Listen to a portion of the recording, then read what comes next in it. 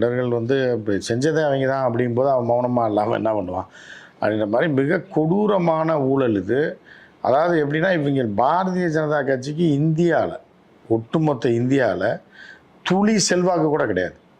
ஒன்று மத்திய பிரதேஷ், உத்தரப்பிரதேஷ், ஏன்னா இந்த 2 மாநிலங்களை தவிர இது எங்கேயுமே இவர்களுக்கான பேசிக் சோர்ஸே கிடையாது. அப்போ இத்தனை மாநிலங்களில் இவர்கள் ஜெயிக்கிறாங்க அப்படின்னா இது வந்து என்னென்னா முதல்ல மத்தியில் ஆட்சியை கைப்பற்றி விட்டு அதற்கு அப்புறம் தேர்தல் ஆணையர் இவர்களுக்கு ஏற்ற மாதிரி உச்சநீதிமன்ற நீதிபதியை நீக்கிட்டு அவரும் உடந்த இதுக்கு ஏன்னா இந்த வழக்கம் போடல. இவர் என்ன, இவர் தனி மனிதன்.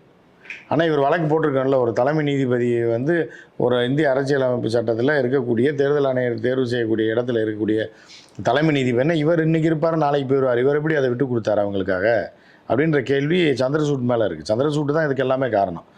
சந்திரசூட் என்ன பண்ணுறாருன்னா அந்த